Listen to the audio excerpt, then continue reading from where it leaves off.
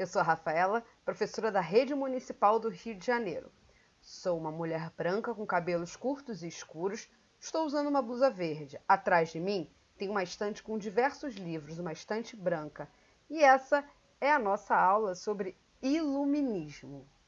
Bem, segundo o dicionário, filosofia se define como a razão da existência humana, um conjunto de reflexões particulares que buscam entender a realidade a partir da razão. A filosofia é a ciência. Quem estuda essa ciência é o filósofo, ou seja, aquele que desenvolve uma reflexão acerca dos saberes científicos que compõem a realidade humana. Eu também achei um outro significado legal, lá no dicionário. Filósofo é um indivíduo que busca entender a natureza, a condição das pessoas, o pensamento para explicar tudo isso de maneira teórica. Mas por que começa uma aula de história falando de outras áreas do conhecimento? É simples, né? A história, ela não se faz sozinha. A gente sempre precisa de uma ajudinha. Por exemplo, a geografia, a arqueologia, até a matemática pode ajudar a história. Mas hoje, quem vai nos ajudar é a filosofia. A aula de hoje eu falo sobre iluminismo. E como o próprio nome já diz, tem uma ideia de luz. A ideia de luz vem o quê? Para iluminar algo que você não consegue ver, né? Você consegue enxergar bem no escuro, por exemplo? Bem, e você já deve ter ouvido assim algumas expressões como trazer luz a uma discussão. Essa é a ideia de iluminar. Bem, esse movimento filosófico ocorreu ali no século XVIII, no continente europeu, com pensadores de diversas nacionalidades, franceses e ingleses. O iluminismo ele foi impulsionado por mudanças culturais e econômicas que o continente vinha passando. Como, por exemplo, a ascensão da burguesia nos campos tanto econômico quanto político. O movimento tinha alguns princípios básicos. Nota aí, é bem legal de saber. Universalidade, o que é isso? É um projeto que visava a incorporação de todos os seres humanos. A individualidade, pensamento em que seres humanos seriam vistos como pessoas concretas, não apenas como integrantes de um coletivo. E autonomia, seres humanos pensando por si mesmo, sem a tutela ou de um rei ou da religião. Se você observar bem esses princípios, você vai ver como eles estão presentes nos dias de hoje, no nosso cotidiano. A gente usa essas palavras o tempo inteiro e os significados são totalmente aplicáveis às nossas vidas. Principalmente se a gente pensar na escola, não é? Pensamos sempre em indivíduos autônomos ali na escola. Bem, o iluminismo, ele acreditava que o conhecimento científico e a educação seriam grandes agentes de mudança. O acesso à ciência, educação, seriam cruciais para combater o obscurantismo e o controle da população, tanto pela igreja, tanto pelo monarca. Ou seja, o absolutismo ele possuía fortes críticas à Igreja Católica e ao absolutismo. Você vale lembrar que a Igreja Católica era uma das principais instituições que vem lá da Idade Média. Ela possuía bastante poder. E o absolutismo era aquele poder total do rei, né? Que não podia nem ser questionado, nem desobedecido. Mas vamos pensar junto aqui, né? Vamos usar uma das principais palavras desse momento da história, que é a razão. Quando a gente usa a razão aliada à ciência, a gente começa naturalmente a questionar o mundo ao nosso redor. E assim fica mais difícil de sermos dominados. Era justamente isso que pregava o iluminismo, que o conhecimento seria o nosso principal aliado para identificarmos falsos discursos ou tentativas de dominação. A intromissão da igreja nos assuntos econômicos, políticos, era um hábito bem nocivo ao desenvolvimento do progresso na sociedade. Até mesmo o pensamento dogmático religioso era colocado como uma barreira entre Deus e o homem. O pensamento iluminista acreditava que a natureza divina estava presente no próprio indivíduo. Por isso, a razão e o experimento eram os meios mais seguros de encontrar a essência divina. O iluminismo pregava muito a questão da experiência, de saber, de experimentando, a gente também tinha acesso ao conhecimento e acesso à ciência. O iluminismo vai trazer novas palavras, assim, um novo vocabulário que não era tão bem divulgado assim. Palavras como felicidade, igualdade, liberdade vão começar a fazerem parte da vida das pessoas. Vamos pensar que se a igreja ou o rei dominavam tudo, você tinha liberdade? Possuía igualdade? Você era capaz de saber o que era a sua felicidade? Então, o iluminismo queria livrar os seres humanos dessas amarras impostas, tanto pelo Estado despótico, tanto pela igreja. Vocês conseguiram entender bem que o iluminismo, ele quer descentralizar o poder, tirar o poder ou da igreja ou do Estado e disseminar por toda a população? Que o indivíduo seria responsável por si, pelo seu pensamento? Se vocês conseguiram entender isso, vamos dar mais um pulinho, vamos conhecer os pensadores da época, os caras que estavam, os filósofos, como a gente falou lá, que estavam pensando nisso tudo. Vamos lá? Vamos ver o primeiro. Bem, esse cara aí é o John Locke. Tá aí o aninho que ele nasceu, ele foi um filósofo inglês. Ele foi muito importante pela questão do empirismo, como eu falei, a questão da experiência, do fazer. Ele afirmava que o conhecimento, ele vinha da experiência. Já tinha falado isso, né? Ele também defendia a liberdade intelectual e a tolerância. Ele teve muitas ideias liberais que floresceram durante ali o iluminismo francês.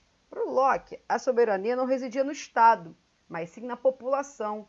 Ele afirmava que o Estado de Direito, os representantes do povo, é que deveriam fazer as leis.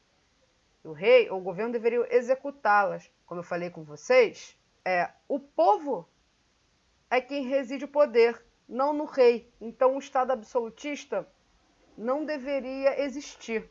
O Estado, ele representa a população. Vamos olhar rapidinho. Próximo, os conjuntos de filósofos. São o que a gente vai chamar de enciclopedistas. Enciclopedismo foi um movimento, então não é só um filósofo, são mais de um.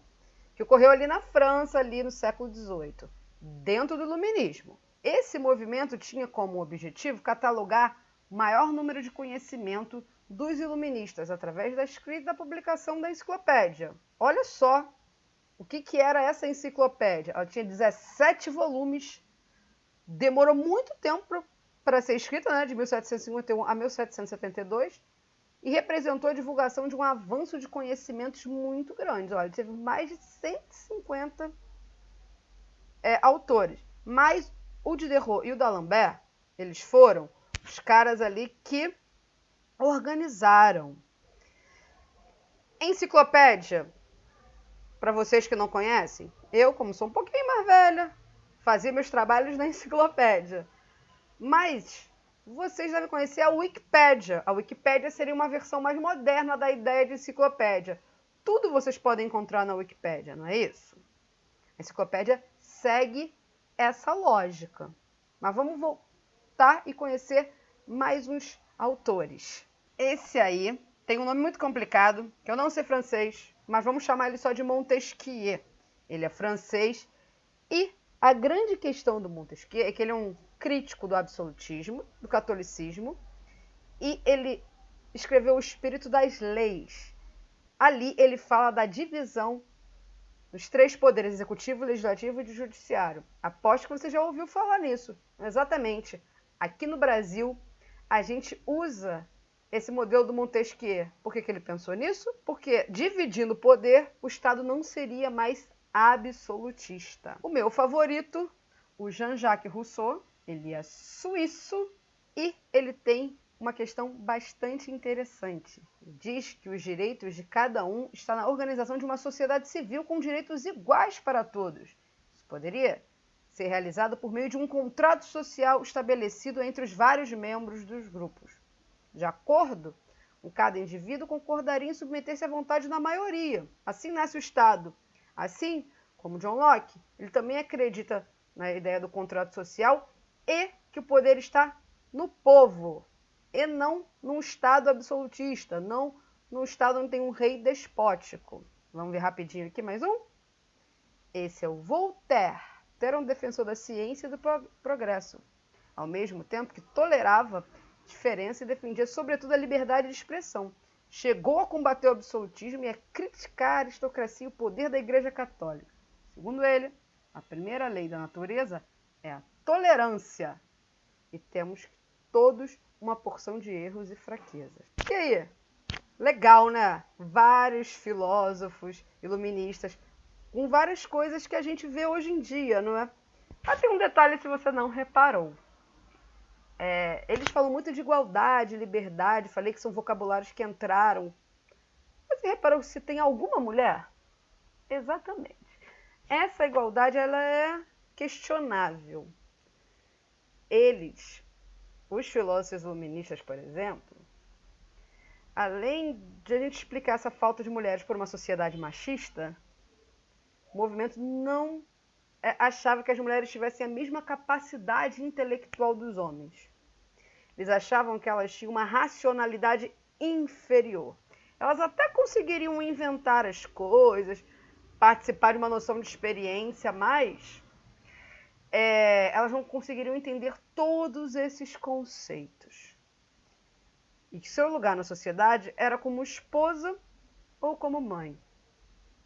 Agora a gente vai falar especificamente de economia. E a ideia de economia que vai surgir aí, a gente vai chamar de liberalismo.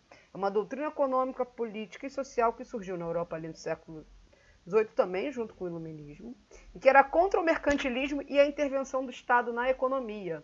O liberalismo, como um todo, visava acabar com a opressão chamada antigo regime, com as monarquias que a gente já falou, né, absolutistas. Para os liberais, o ser humano era dotado de direitos naturais que assegurariam o direito de todos os cidadãos a participar da política e da economia, de trabalhar, de acumular riquezas, de adquirir uma propriedade privada. Do mesmo modo, eram direitos naturais à vida. O liberalismo econômico defendia a não intervenção do Estado na economia e a capacidade do mercado de se autorregular, ou seja, a economia se regularia a si mesma. Não deveria ter intervenções externas. O principal pensador dessa corrente foi um cara chamado Adam Smith, que a gente vai conhecê-lo agora. Tá aí o Adam Smith. Ele foi economista, filósofo escocês, é pai da economia moderna, tendo a riqueza das nações sua principal obra. Ele afirmava que a riqueza de um país residia na habilidade de produzir bens. Para isso, deveria ter cidadãos capacitados e um Estado que não fosse interventor. Schmitt defendia também a liberdade contratual entre patrões e empregados, propriedade privada e que o Estado não deveria interferir na economia. Para Schmitt, haveria uma espécie de mão invisível que faria com que a economia se desenvolvesse autonomamente no poder da iniciativa privada, sem necessidade do Estado. Esse colocava um entrave entre o crescimento econômico queria reivindicar suas partes nos lucros. Mas o que aconteceu? Os reis, percebendo todas essas mudanças e transformações sociais, resolveram pegar algumas práticas do que os iluministas diziam e aplicar no seu reino. Isso a gente vai chamar de déspotas esclarecidos.